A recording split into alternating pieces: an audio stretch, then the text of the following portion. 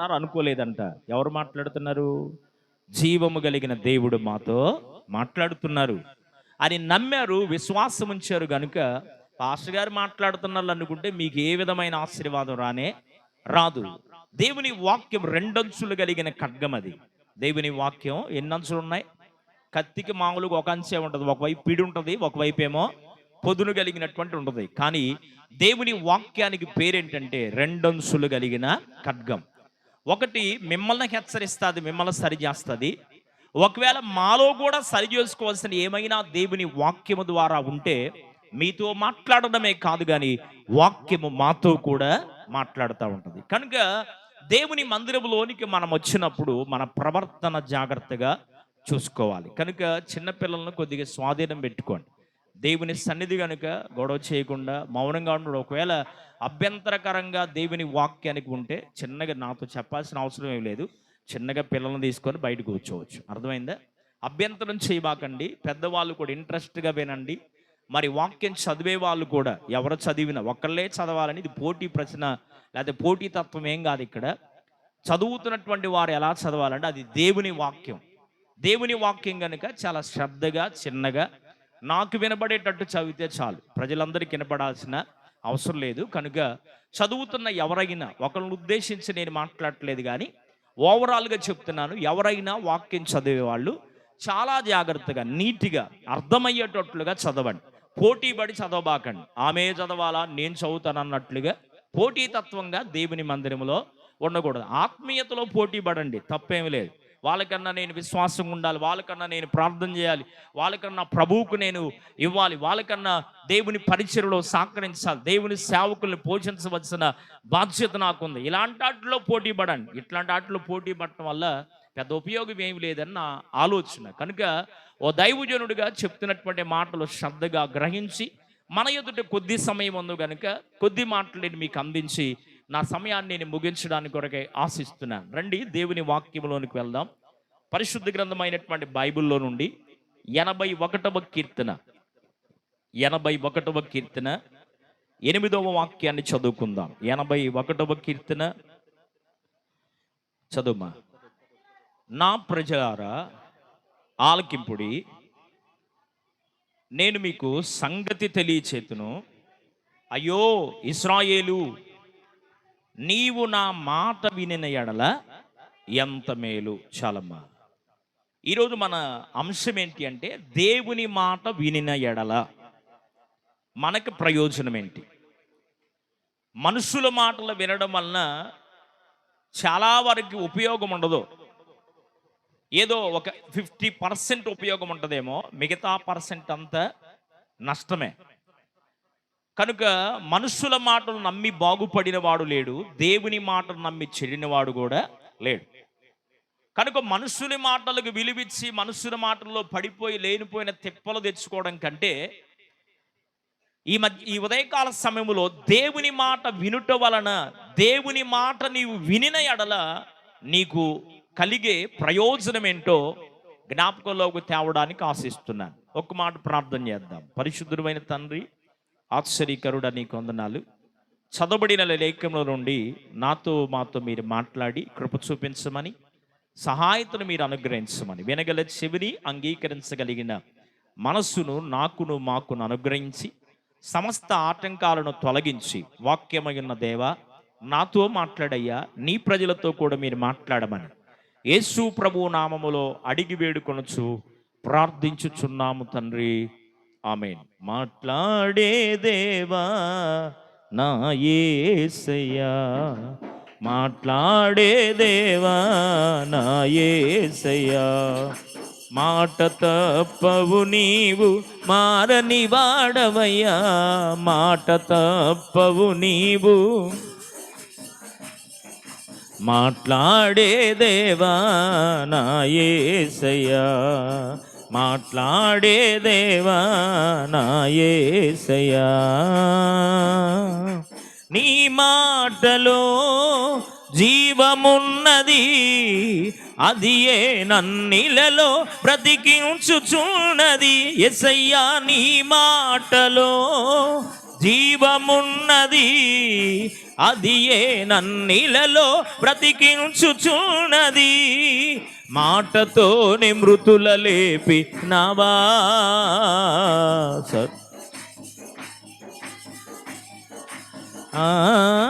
మాటతోనే మృతుల లేపి నవా.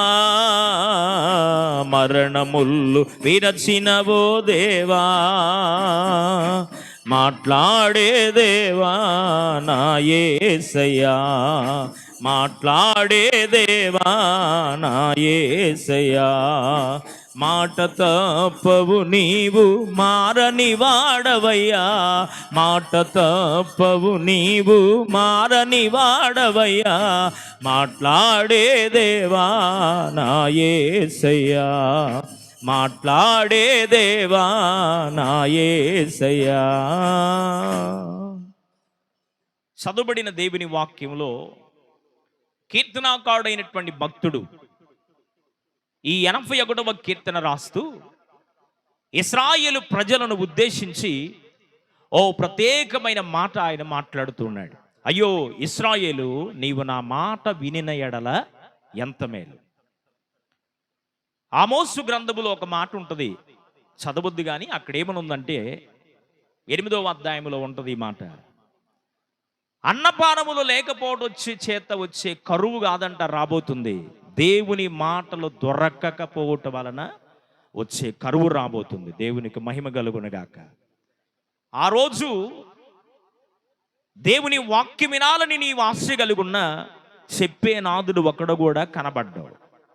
దేవుని గ్రంథాలు ఇప్పటికే మరి దేవుని వాక్యాన్ని బైబిల్ ప్రింట్ చేస్తున్నటువంటి దరిదాపుగా 600 మరి బైబిల్ ప్రింటర్స్ని ఆ ప్రింట్ చేస్తున్నటువంటి సంస్థలను మూసేశారు ప్రభుత్వం. ఆహారము లేకుండా బ్రతకగలమేమో కానీ ఆత్మీయంగా మనం ఉజ్జీవింపచేయబడ్డానికి, ఈ లోకములో నుండి పరిశుద్ధులుగా దేవుని రాజ్యములో చేర్చబడడానికి మనకు పునాది ఏంటంటే దేవుని మాటలే.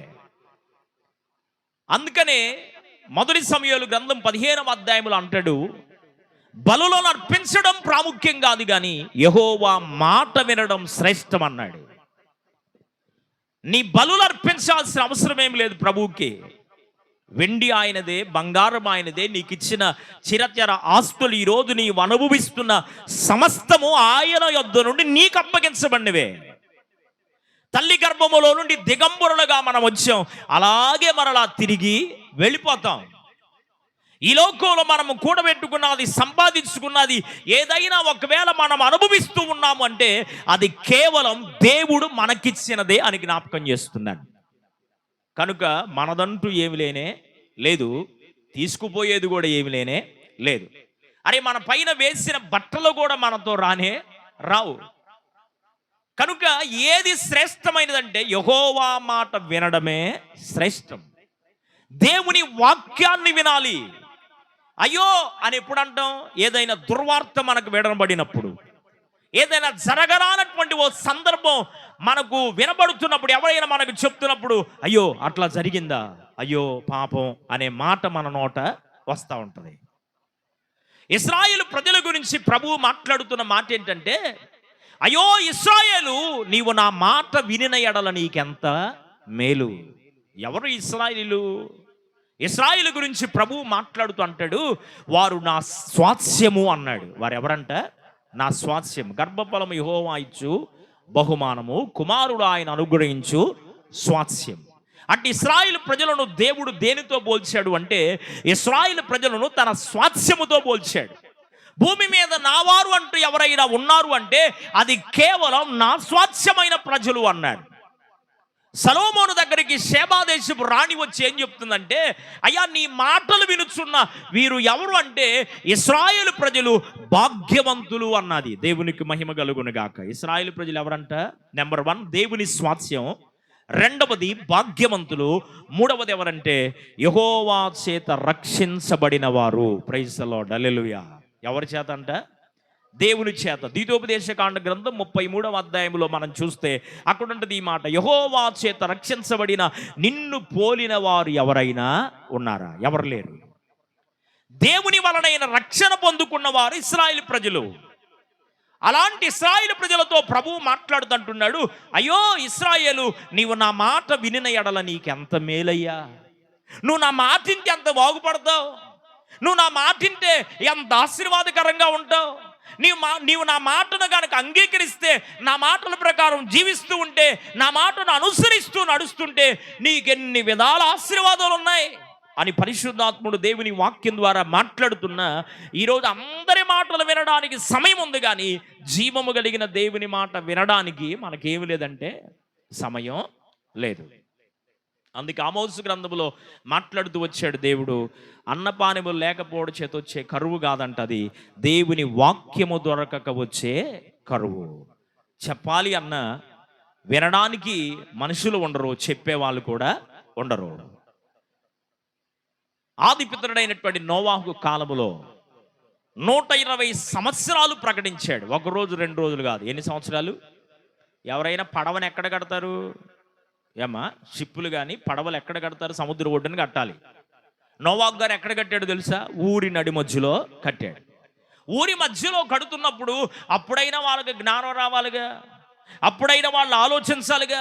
ఊడి నది మధ్యలోనే కడుతూ ఆయన చక్కగా దేవుని స్వార్థను ప్రకటిస్తున్నాడు. ఏటి ఒడ్డున నావ ఎదురు చూస్తున్నది, వెనుకాడకను మీరు రండి, ఆ నావ నడిపేది ఆసామి యేసయ్య, అడిగి రమ్మన్నాడులెండి, రక్తవర్ణము దాని పేరు రక్షణ నావ, నడిపేది రక్షకుడులెండి, వేచి ఉన్నది నావ ఇక ఉన్నది అన్నాళ్ళు, వేచి ఉన్నది నావ ఇక ఉన్నది అన్నాళ్ళు, అడిగి రమ్మన్నాడులెండి రండి, ఏటి ఒడ్డున నావ ఎదురు చూస్తున్నది, వెనుకాడకను మీరు రండి. 120 సంవత్సరాలు ప్రకటన చేశాడు. ఒకరోజు 2 రోజులు కాదు, పడవ కడుతూ ఉన్నాడు, కుటుంబాన్ని సిద్ధపరుస్తున్నాడు, దేవుని ఆరాధిస్తున్నారు. దేవుని మాట ప్రకారముగా దేవుడు నోవాహుతో చెప్పినట్లుగా అంతయు చేసి ముగించాడు. ముగించిన తరువాత వర్షము ప్రారంభమైంది. దేవునికి మహిమ కలుగునుగాక. వర్షము ప్రారంభమైతే గిలకల లోతు నీళ్ళు వచ్చినా చెప్తానే ఉన్నాడు సువార్త. మోకాళ్ళు మునిగిపోయే వర్షం వచ్చింది, చెప్తానే ఉన్నాడు సువార్త. నడుములోతు వచ్చింది, చెప్తానే ఉన్నాడు. పీక దాకా వచ్చేసింది. దేవుడు అన్నాడు, ఇక చాలయ్యా, ఇక నువ్వు చెప్పాల్సిన అవసరం లేదు. మారు మనసు పొందడానికి నేను వారికి అవకాశం ఇచ్చాను, కానీ వారు దాన్ని సద్వినియోగం చేసుకోలేదు. అమ్మ మాట వినడానికి సమయం ఉంది, నాన్న మాట వినడానికి సమయం ఉంది, భార్య భర్తలు మాట్లాడడానికి సమయం ఉంది, బంధువుల మాటలు వినడానికి సమయం ఉంది, వాళ్ళ మీద వీళ్ళ మీద వాళ్ళు చెప్పుకుంటున్న ఈ మాటలు వినడానికి మనకు సమయం ఉంటుంది, కానీ జీవము కలిగిన దేవుని మాట వినడానికి సమయాన్ని నువ్వు ఇస్తున్నావా? జీవము కలిగిన దేవుని మాట. మనుషుల మాటలు కొన్నిసార్లే ఒక 25% నిన్ను బలపరిచినట్టు మాట్లాడతారు. నీ వెళ్ళిపోయిన తర్వాత నీ వెనుక 75% వ్యసనముగా, అసూయగా మాట్లాడే ప్రజల మధ్యలో మనం ఉన్నాం. కనుక నేనంటాను, మనుషుని మాట నిన్ను బాగు చేస్తుందో బాగు చేయదో నాకు తెలియదు, కానీ 100% 100% నా యేసయ్య మాట నిన్ను బాగు చేస్తుంది. గొడ్డుగడ్డికి చెప్పట్లో దేవునికి మహిమ కలుగునుగాక. హల్లెలూయా. నా దేవుని మాట నీ వింటే నీవు ధన్యుడు అయిపోతావు, ధన్యురాలు అయిపోతావు. ఇశ్రాయేలు ప్రజల జీవితంలో ఒక అద్భుతం మా ప్రభువు చేసింది. ఇశ్రాయేలు ప్రజల జీవితాల్లో 10 విధములైనటువంటి అద్భుతాలను చేసి దేవుడు ఐగుప్తు చెరలో నుండి, బానిసత్వపు కాడిలో నుండి, పాపములో నుండి, రుగ్మతలో నుండి, ఫరో చేతిలో నుండి దేవుడు ఇశ్రాయేలు ప్రజలను బయటకు తీసుకొచ్చారు. అయినను వారంట తిరుగుబాటు చేశారే కానీ దేవుని మాటను వినడానికి ఇష్టపడలేదు. ఎంత విచారం అంటే, దరిదాపుగా 60 లక్షల మంది వచ్చారు బయటికి. వెళ్ళిందేమో ఏసేపు మరి ప్రధానమంత్రిగా, ఆర్థిక శాఖ మంత్రిగా, రాజు తరువాత రాజంతటి వాడిగా ఏసేపు ఐగుప్తు దేశాన్ని పరిపాలన చేస్తున్న కాలములో, నేను చెప్తున్న ఈ మాటలు ఆదికాండ గ్రంథం 39వ అధ్యాయములు మీరు చదివితే మీకు కనబడతాయి. 39, 40, 37 నుండి 38, 39, 40వ అధ్యాయం వరకు మీరు చదివితే, ఈ 4 అధ్యాయాలు ఇప్పుడు చదివించడానికి సమయం లేదు కనుక నేను మీ జ్ఞాపకం చేస్తున్నాను.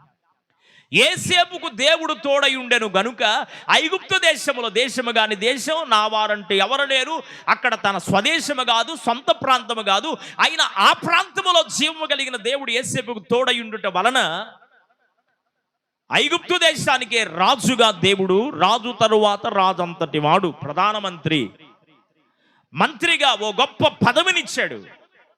ఆశ్చర్యకరమైనటువంటి సంగతి చెప్పమంటారా? అప్పుడెప్పుడో ఆహారము మరి 7 సంవత్సరాలు సమృద్ధికరమైనటువంటి పంట, 7 సంవత్సరాలు కరువు రాబోతుందని రాజుగారికి కల వస్తే ఆ కల భావాన్ని, ఆ కల దర్శనాన్ని ఎవరు విప్పలేకపోతే ఆత్మ కలిగిన వాడు గనుక, దైవ జ్ఞానాన్ని కలిగిన వాడు గనుక మరి ఆ కల భావాన్ని చెప్పి, అయ్యా 7 సంవత్సరాలు సమృద్ధి అయిన పంటను దేవుడు మనకి ఇస్తున్నాడు గనుక ఈ 7 సంవత్సరాల పంటను మనం ఏం చేయాలంటే రాబోతున్న కరువును తప్పించుకోవడానికి ధాన్యపు కొట్లను కడదామని చెప్పి ఆయన దైవీకమైన జ్ఞానముతో నిర్మించిన ఆ కొట్లను ఈరోజు శాస్త్రవేత్తలు వెళ్ళి చూస్తే ఇప్పుడు వాడుతున్న టెక్నాలజీ అప్పుడే యేసు వాడాడండి. ఇప్పుడు కొట్ర గట్టికి చప్పట్లో దేవునికి మహిమ కలుగును గాక. ఎన్నో సంవత్సరాలు ఉన్నాం? 2025వ సంవత్సరంలో ఉన్నాం. దరిదాపుగా ఇది జరిగిపోయి 4000 సంవత్సరాలు క్రితమే. ఇది ఒక 2 సంవత్సరాలు, 2000 సంవత్సరాలు, మొత్తం 6000 సంవత్సరాల క్రితమే దైవ సంబంధమైనటువంటి జ్ఞానముతో ఇప్పుడు మన శాస్త్రవేత్తలు, మన పురావస్తు శాఖ పరిశోధకులు, ఇప్పుడు మరి బిల్డింగ్స్ కడుతున్నటువంటి ఆర్కియాలజీ డిపార్ట్మెంట్ కానీ, ఇప్పుడు నిర్మిస్తున్నటువంటి భవనాలు మరి ఇంజనీర్స్ కానీ ఇప్పుడు వెళ్ళి వాటిని పరిశీలన చేస్తే ఇప్పుడు వీళ్ళు వాడుతున్న టెక్నాలజీ యేసేపు అప్పుడే వాడి కట్టాడంట. దేవునికి మహిమ కలుగును గాక. దీన్ని బట్టి చెప్పొచ్చు యేసేపు ఎంత దైవ జ్ఞానం కలిగిన వాడు. యేసేపు దైవ జ్ఞానము చేత ఆ కొట్లను నిర్మించి ధాన్యాన్ని నిలవజేస్తే 7 సంవత్సరాలు మరి అన్ని దేశాల్లో కరువు వచ్చింది, కానీ ఐగుప్తు దేశం సమృద్ధి చేత నింపబడిపోయింది. ప్రైజ్ ది లార్డ్, హల్లెలూయా. ప్రపంచ దేశాలన్నీ ఐగుప్తు దేశం వైపు చూస్తే అప్పుడు వచ్చారండి. ఎవరిళ్ళు? ఇశ్రాయేలు ప్రాంతము నుండి ఐగుప్తు దేశానికి 70 మంది మరి చెరగా మరి 70 మంది ఆహారం కోసం ధాన్యము తీసుకెళ్ళడానికి వచ్చారు. వచ్చిన ఈ 70 మంది దరిదాపుగా 400 సంవత్సరాలు ఐగుప్తు బానిసత్వపు మరి కాడిలో నలిగిపోయారు, వెట్టి చాకిరీ చేశారు. మోషేను దేవుడు నాయకుడిగా ఎన్నుకున్నాడు. మోషేను దేవుడు నాయకుడిగా ఎన్నుకొని, నా ప్రజలు దురవస్థత కలిగి ఏడుస్తున్నారయ్యా, నా ప్రజలు బాధతో నాకు మొరపెడుతున్నారు, నా ప్రజల కన్నీరు నాకు కనబడింది, వారు పెడుతున్న మూలుగు అయ్యా అయ్యా అయ్యా అని వారు పెడుతున్న మూలుగు నాకు వినబడింది. నా ప్రజలను విడిపించడానికి మోషే నీవే నాయకుడిగా ఉండి నా ప్రజలు నడిపించాలని, నోటి మాంద్యము కలిగిన వాడనయ్యా, బలహీనున్నయ్యా, నా వల్ల కాదు నీ ప్రజలు నడిపించడానికి నేను మోషే మాట్లాడినా లేదో, నేను నీకు తోడై ఉంటాను, నీ తండ్రి అయిన దేవుణ్ణి నేనే కనుక నేను నీకు తోడై ఉంటాను, నువ్వు వెళ్ళమన్నాడు. మోషే ద్వారా 70 మంది యేసేపు కాలంలో వెళ్ళిపోతే మోషే నాయకత్వంలో 60 లక్షల మంది బయటకు వచ్చారు. గట్టికి చెప్పట్లో దేవునికి మహిమ కలుగును గాక.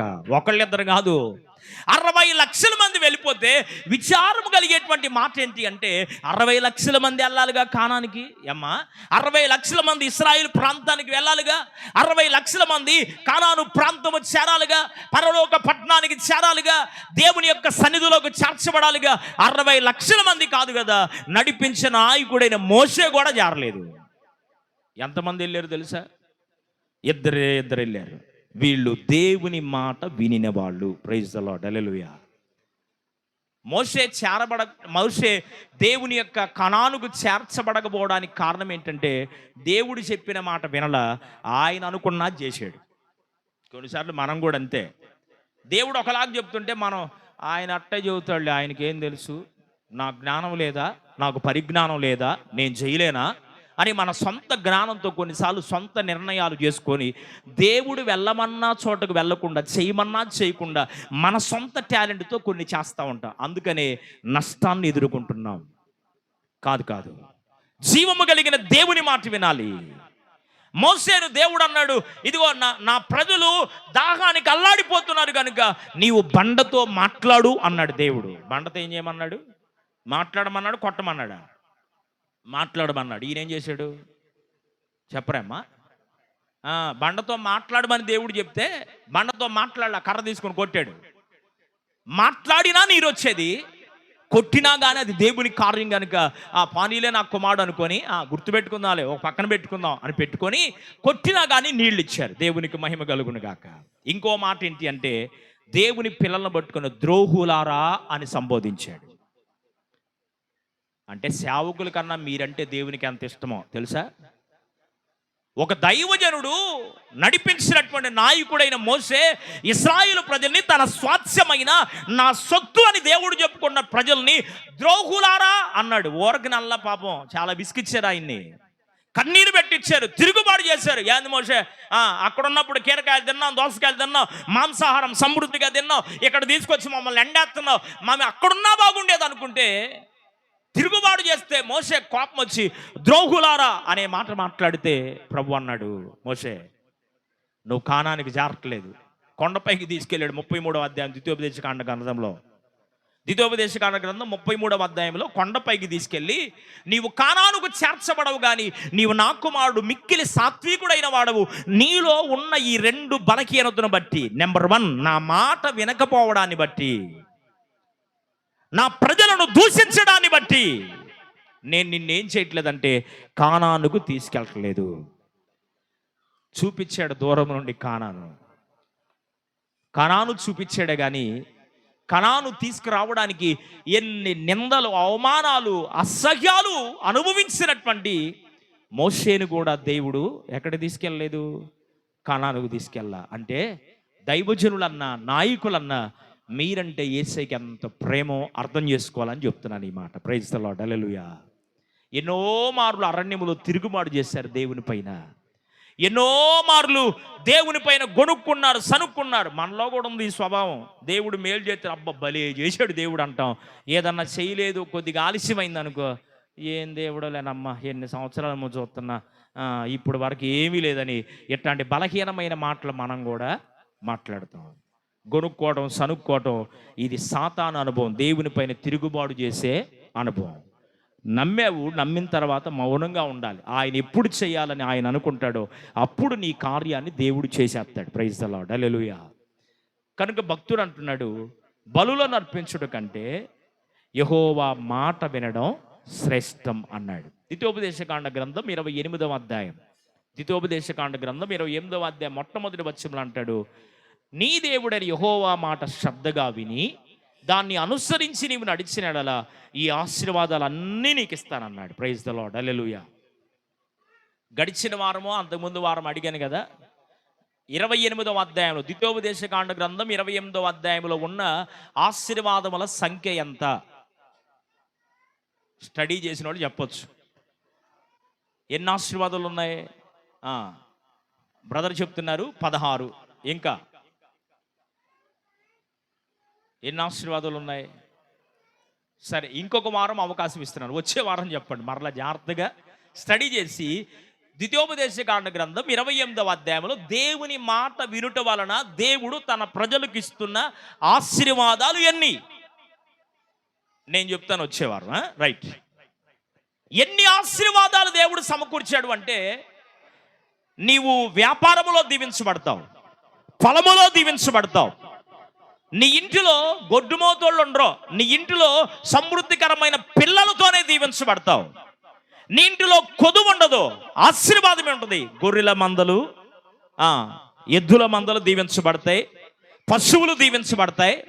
నీవేది పట్టుకున్నా ఒక్క మాటలో చెప్పాలంటే అన్నిటిలో నీవు ఆశీర్వాదకరంగా ఉంటావు. దేవునికి మహిమ కలుగునుగా. హల్లెలూయా.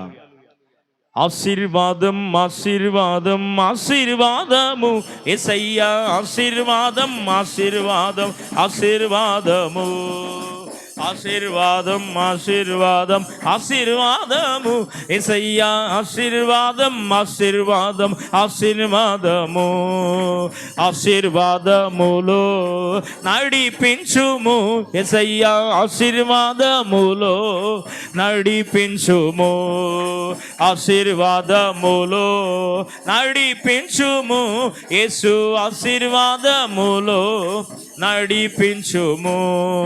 క్రీస్తులో ఉన్న ఆశీర్వాదము నిత్య జీవమిచ్చే ఆశీర్వాదము, క్రీస్తులో ఉన్న ఆశీర్వాదము నిత్య జీవమిచ్చే ఆశీర్వాదము, నీ ఆశీర్వాదము నిత్యమైనది. ఆశీర్వాదము నాకు దయచేయుము. ఆశీర్వాదం ఆశీర్వాదం పాడాలి.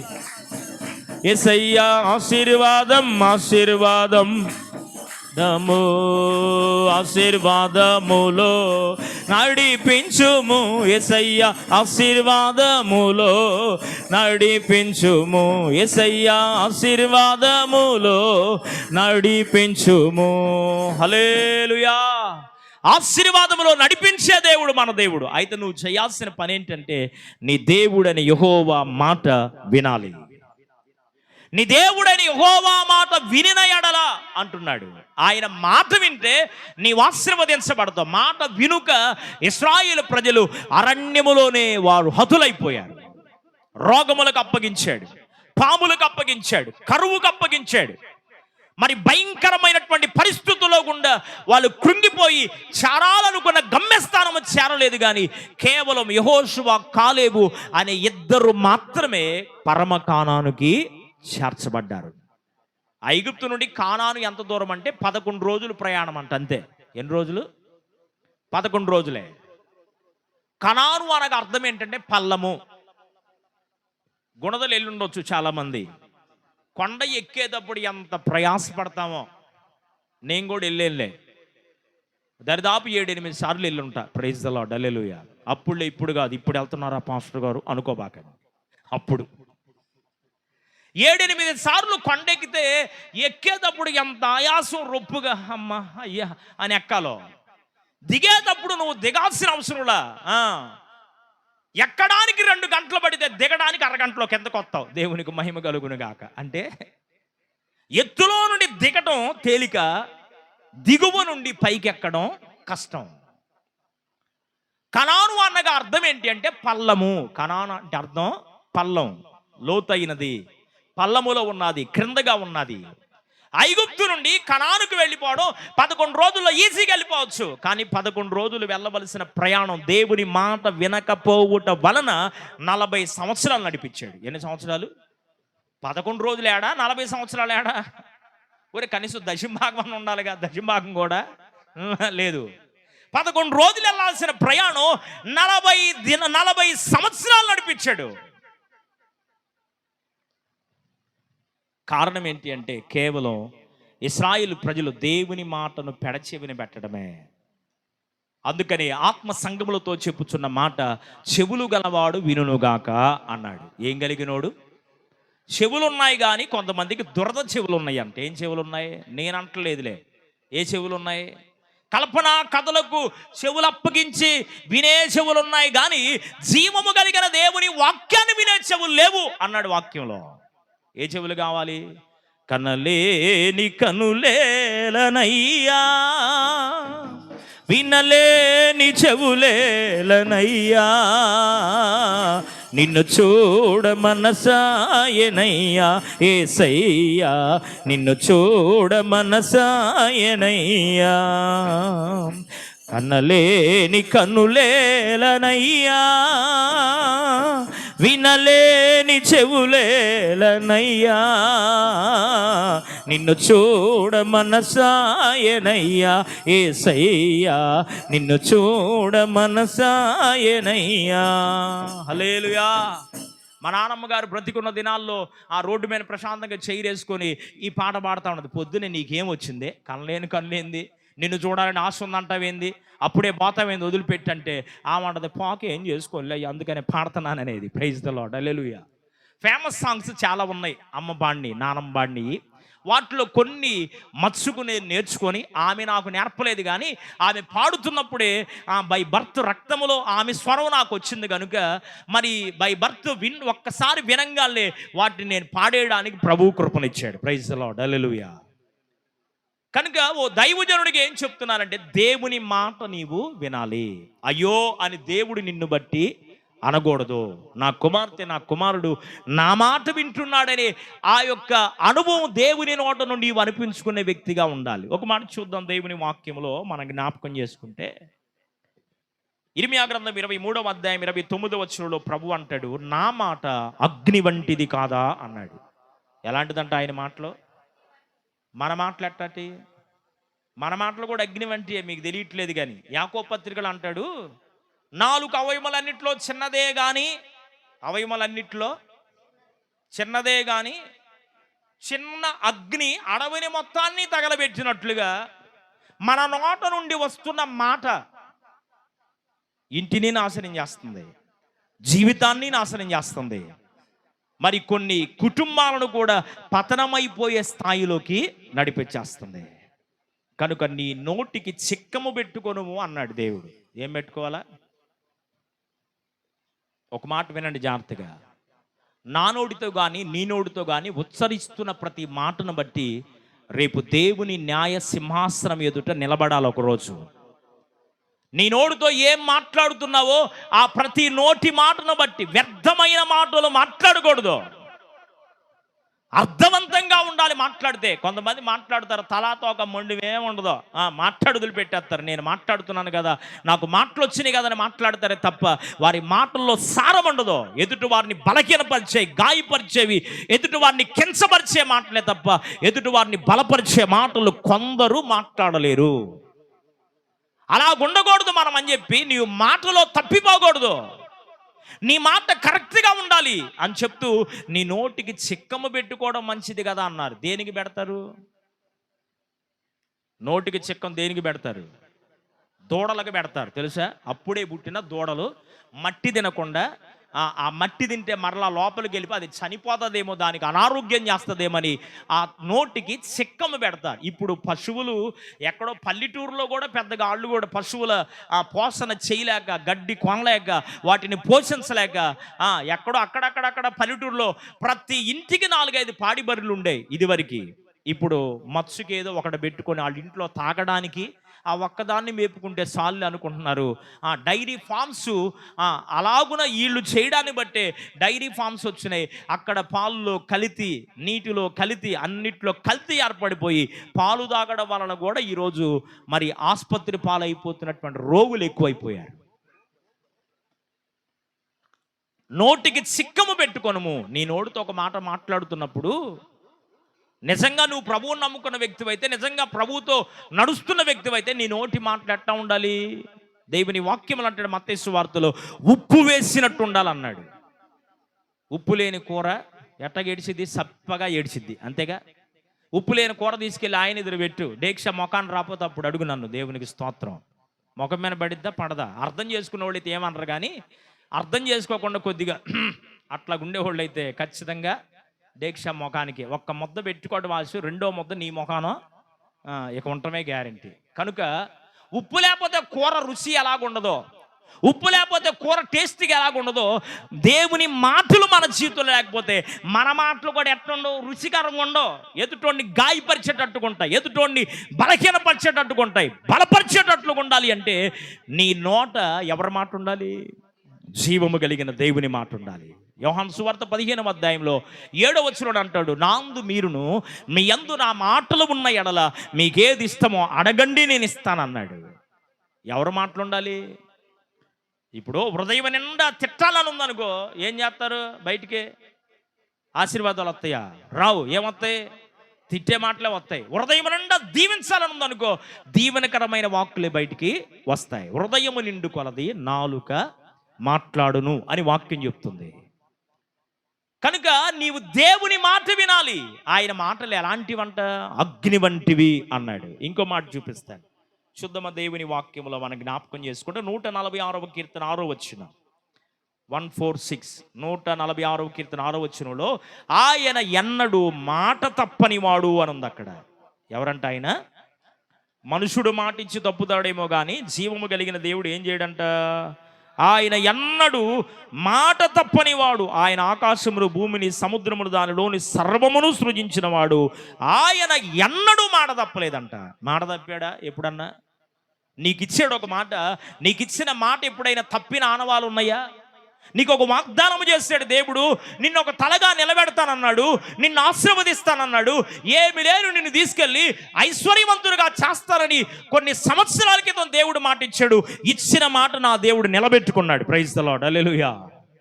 ఇచ్చిన మాటను స్థిరపరిచాడు. నా జీవితంలో, నీ జీవితంలో ఆయన ఇచ్చిన మాట, ఆయనకు మనం ఇచ్చిన మాట తప్పాం కానీ ఆయన మనకిచ్చిన మాట తప్పలేదు. ఆయనకు మనం ఎన్నో చేస్తామని చెప్పాం, కానీ కొన్ని చేయగలిగాం, కొన్ని చేయలేకపోయాం పరిస్థితిని బట్టి. ఒకవేళ మనమన్నా ఆయనకి ఇచ్చిన మాట తప్పేమో కానీ జీవము కలిగిన దేవుడు మనకిచ్చిన మాట ఆయన ఎన్నడూ తప్పలేదు. ప్రైజ్ ది లార్డ్, హల్లెలూయా. అందుకనే భక్తుడు దేవుని కీర్తిస్తూ అంటున్నాడు, అయ్యా నీవెవరు అంటే ఎన్నడూ మాట తప్పని వాడవయ్యా. ప్రైజ్ ది లార్డ్, హల్లెలూయా. మాట్లాడే దేవుడు అయ్యా, నువ్వు మాట తప్పని దేవుడు అయ్యా అని భక్తుడు మాట్లాడుతూ అన్నాడు. ఇర్మియా గ్రంథం 13వ అధ్యాయం 17వ వచనంలో ఒక మాట చదువమ్మా. ఇర్మియా గ్రంథం 13వ అధ్యాయం 17వ వచనం, 13-17. అయినను మీరు ఆ మాట విననొన్నని ఎడల మీ గర్వమును బట్టి నేను చాటున ఏడ్చుదును. యెహోవా మంద చెరబట్టినందున నా నేత్రము బహుగా వలపోయిచు కన్నీరు విడుచుచుండును అన్నాడు. ఇప్పుడు తల్లిదండ్రులు బిడ్డలను కన్నారు. బిడ్డలను కన్నా తర్వాత వారికి చదువు చెప్పించారు, ప్రయోజకులు అవ్వాలని ఆశిస్తున్నారు. ప్రయోజకులు అవ్వకుండా, తల్లి మాటో తండ్రి మాటో లెక్క చేయకుండా వాళ్ళ ఇష్టం వచ్చినట్లుగా వారి సొంత నిర్ణయాలను బట్టి వారి జీవితాన్ని వారే పాడు చేసుకొని తిరుగుతున్న తల్లిదండ్రులు సంతోషంగా ఉంటారా? ఉండరు. తల్లిదండ్రులకి ఏముంటుంది? అరే రే రే, ఎంత కష్టపడ్డాను వీడి కోసం, ఎంత ప్రయాసపడ్డాను నీ బిడ్డ కోసం. బిడ్డలు లేరని ఏడుస్తూ ఉంటే, కన్నీరు గారుస్తుంటే, జీవము కలిగిన దేవుని సన్నిధిలో ప్రార్థించగా దేవుడు వరముగా ఈ బిడ్డలను ఇస్తే, ఈ బిడ్డలను వారి అక్కరలన్నీ నేను తీరుస్తూ ఉన్నా, నా మాట వినలేదే అని తల్లిదండ్రులు వారి ఎదుట ఏడుస్తారు. చాటును కూడా వాళ్ళు ఏం చేస్తారు? ఏడుస్తూ ఉంటారు. దేవుడిచ్చిన బిడ్డల కొరకే నీకు అంత ఇంపార్టెంట్ ఉండి, దేవుడిచ్చిన బిడ్డలు నీ మాట వినకుండా పక్కకు తిరుగుతూ ఉంటే, పాడైపోతుంటే, నువ్వే ఏడుస్తూ ఉంటే, నిన్ను కన్నవాడు ఆయనే, కొన్నవాడు కూడా ఆయనే, పోషిస్తున్నవాడు ఆయనే, నడిపిస్తున్నవాడు ఆయనే, ఆదరిస్తున్నవాడు ఆయనే. కొన్ని రాత్రులు నిద్రపట్టగా రాత్రి సమయంలో ఏడుస్తా ఒంటరి వాడనైపోయినయ్యా, ఒంటరి దాన్ని అయిపోయినని ఏడుస్తూ ఉన్న పరిస్థితుల్లో నేనున్నాను నీతో అని ధైర్యపరిచి నిన్ను మాట్లాడిన సందర్భాలు లేవా? అంతగా నిన్ను పట్టించుకొని పరామర్శిస్తున్న దేవుని మాటని వినకపోతే, ఇశ్రాయేలు ప్రజలను ఉద్దేశించి ఇర్మియా మాట్లాడుతున్నాడు. యెహోవా మాట మీ గర్వమును బట్టి వినకపోతే ఆయన చాటును మీ కొరకు ఏడుస్తున్నాడు అన్నాడు. ఏం చేస్తున్నాడు మన కొరకు? భూమితో ఆకాశంతో చెప్తాడు. యెషయా గ్రంథం 1వ అధ్యాయంలో, ఆకాశం ఆలకించు, భూమి చెవియొగ్గు, నేను పిల్లలను కన్ని పెద్దవారిగా చేశాను, గొప్పవారిగా ఉండాలని ఆశించాను, కానీ వారు నా మీద తిరుగుబాటు చేశారు. నా పిల్లలకు వివేచన లేదు, వారు నా మాటను విననొల్లకు ఉన్నారు అని చెప్తున్నాడు. ఎవరితో? ఆకాశముతో, భూమితో. మనకు దేవుడిచ్చిన పిల్లలు మన మాట వినకపోతే అంత బాధపడుతుంటే, జీవము కలిగిన దేవుడు ఆయన మాట వింటే నిన్ను ఆశీర్వదిస్తానని, దీవిస్తానని, నీ కొరతలు పూడుస్తానని చెప్తున్న దేవుని మాటని వినకుండా, లెక్క చేయకుండా నీ వెళ్ళిపోతూ ఉంటే, నిన్ను బట్టి దేవుడు దుఃఖపడ్డా? నిన్ను బట్టి దేవుడు ఏడవట్లేదా? నీ మనస్తత్వాన్ని బట్టి, నీ క్రియలను బట్టి, తలంపును బట్టి, ఆలోచనలు బట్టి, నీకున్నటువంటి వ్యతిరేకమైనటువంటి అనుభవాలను బట్టి నా దేవుడు ఏడుస్తుంటే నీవు ఎలా క్షేమంగా ఉండగలుగుతావు? దేవుడు నిన్ను బట్టి సంతోషించాలే కానీ దేవుడు నిన్ను బట్టి దుఃఖపడకూడదు. ఆకాశముని సింహాసనము, భూలోకముని పాదపీఠము.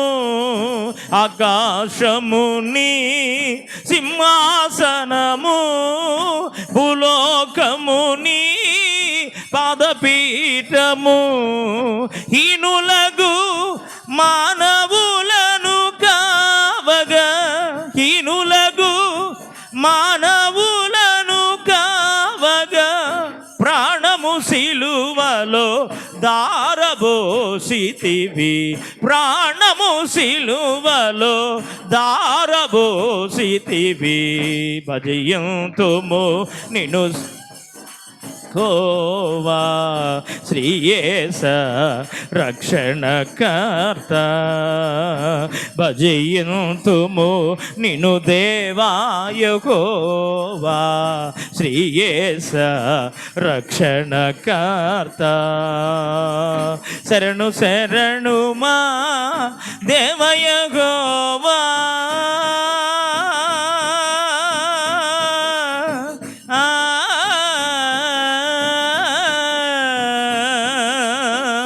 శరణు శరణు మా దేవ యెహోవా మహిమాన్విత చిరజీవనిధి భజింతుము నిన్ను దేవ యెహోవా శ్రీయేస రక్షణకర్త.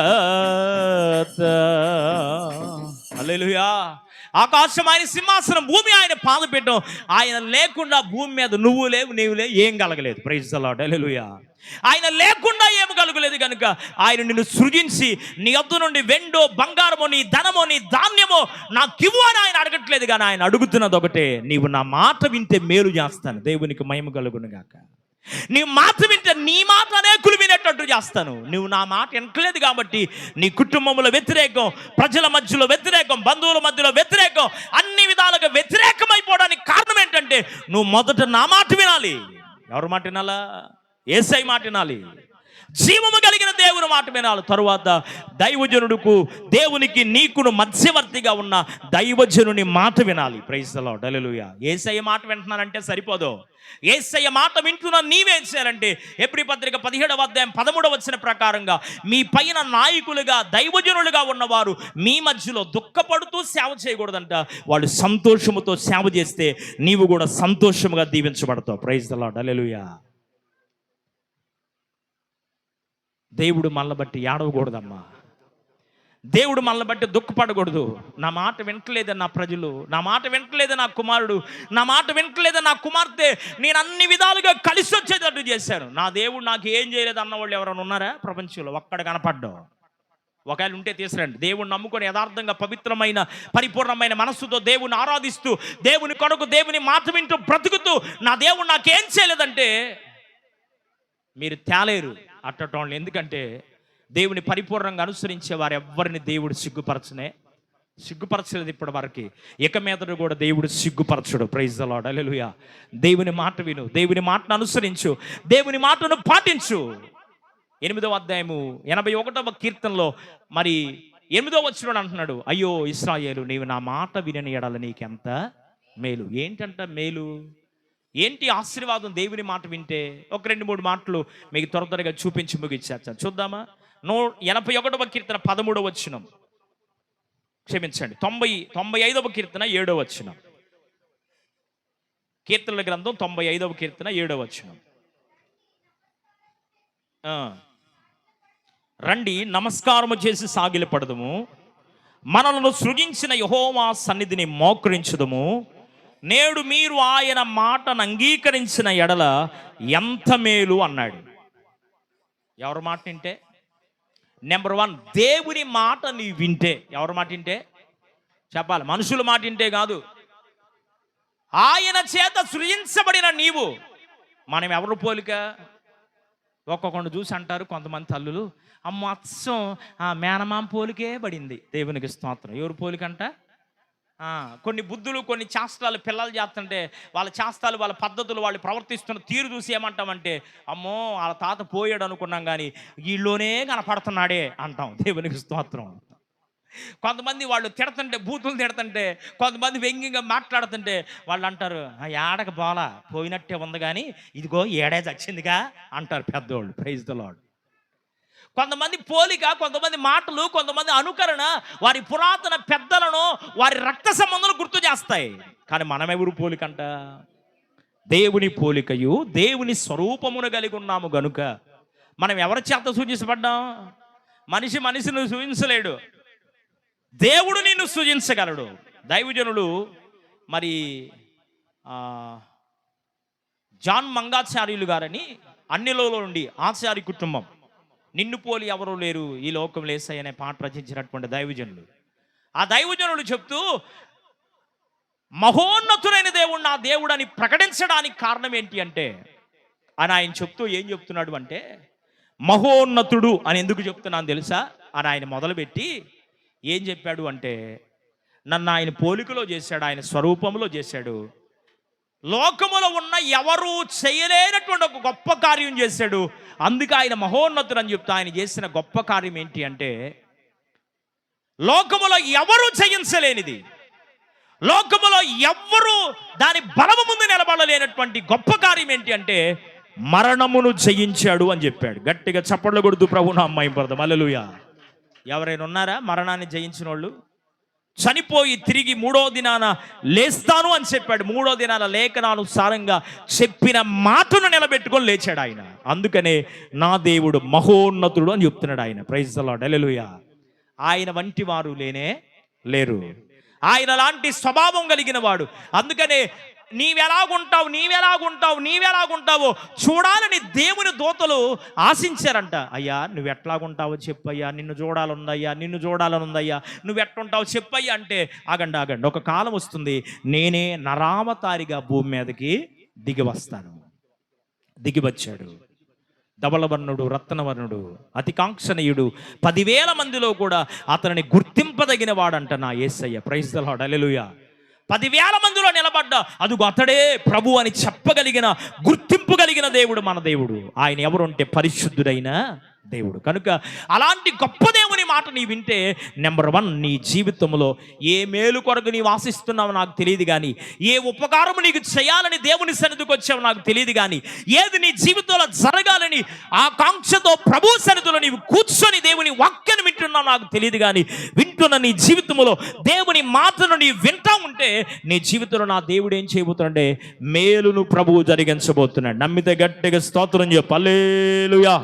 రెండో మాట చెప్తాను. 81వ కీర్తన 13-14 వచనాలు. 81వ కీర్తన 13-14 వచనం త్వరగా చదవండి.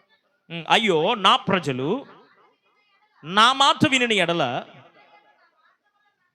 ఇశ్రాయేలు నా మార్గమును అనుసరించిన ఎడల ఎంత మేలు, అప్పుడు నేను వేగిరమే వారి శత్రువుడు అనగదొక్కుదును, వారి విరోధులను కొట్టుదును అన్నాడు. చాలమ్మా. దేవుని మాటని వింటే నీకు ఎవరెవరు శత్రువులుగా ఉన్నారు, నీ శత్రువులను ఎవడు తరమకుండా దుష్టుడు వారే పారిపోవును అన్నది వాక్యంలో. సామెతల పుస్తకం 28వ అధ్యాయం మొట్టమొదటి వాక్యంలో ఉంటుంది. నీతిమంతులు సింహం వలె ధైర్యముగా ఉంటారంట, ఎవడూ తరమకుండా దుష్టుడు పారిపోతాడు. నిజంగా నీవు దేవుని మాట వింటూ ఉంటే, మనలోనే ఉన్నాడు మనకు శత్రువు. ఈ సంగతి తెలుసుకోండి ముందు. అసలు శత్రువు ఎవరో తర్వాత చెప్తాను. మనలో ఉన్న శత్రువు ఎవరంటే ఈ శరీరమే మనకు శత్రువు. అవునా? తోలు తిత్తి ఇది 9 రంధ్రములు ఎప్పుడు పోవని ఎవరికి తెలియదు అన్నాడు. ఈ ఆత్మ వెళ్ళిపోతే ఎటు నుంచి వెళ్ళిద్దో. కొంతమంది అట్టే చచ్చిపోతే చాలామంది అంటారు నోట్లో నుంచే పోయిందమ్మా ప్రాణం అంటారు. నోట్లో నుంచి బాదు, తెలియక అంటమే. ఒక కళ్ళు తెలుసుకున్నట్టే ఉంది. ఇక వాళ్ళ అమ్మాయి అంటుంది కళ్ళల్లో నుంచే పోయింది పాస్టర్, నన్ను చూస్తాను వెళ్ళిపోయింది, కళ్ళలో నుంచి బాదు. ఇక అర్థం చేసుకోండి, చెప్పలేను అన్ని, రెండే చెప్పా.